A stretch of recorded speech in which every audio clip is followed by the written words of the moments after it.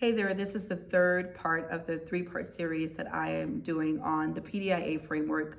Again, encouraging social workers and those that are in industries of policy to really understand or just to look into this framework. It works. And I, again, am a true advocate for it. And so the last video, we talked about the two types of problems. We dig deeper. When I left off on that video, I talked about a problem-driven approach.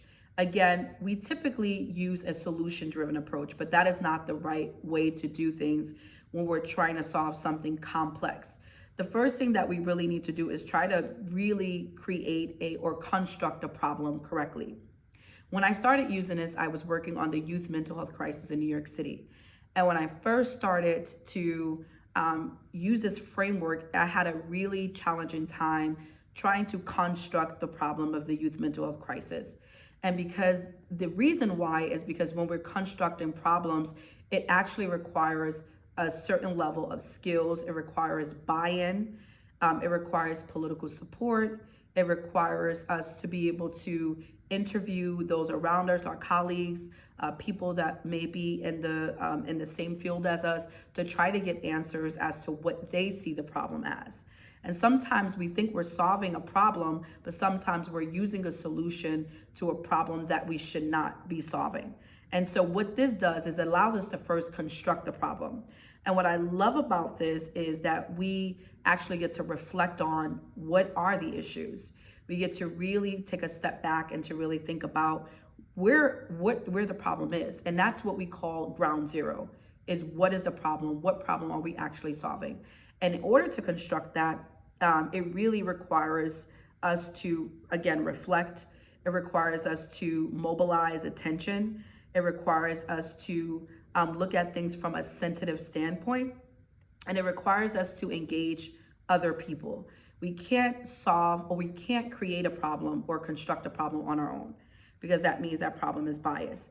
In order to really construct a problem, before solving it, before creating a solution, we have to start engaging with people, engaging with teams, asking questions, using the power of inquiry and curiosity and investigation to really understand other people's viewpoints.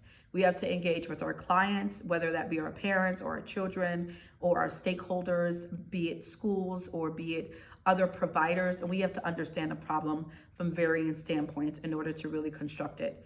And when I was constructing my problem, which is the youth mental health crisis, I actually met with over 50 people before constructing the problem. And that's a true story. I had tons of interviews with people in my organization, staff members at different levels, with school social workers, with principals, with parent coordinators.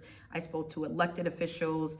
I spoke to multiple people, decision makers, authorizers, to understand what is their view of this problem. And based on all of those interviews, I was able to engage in facilitative emergence.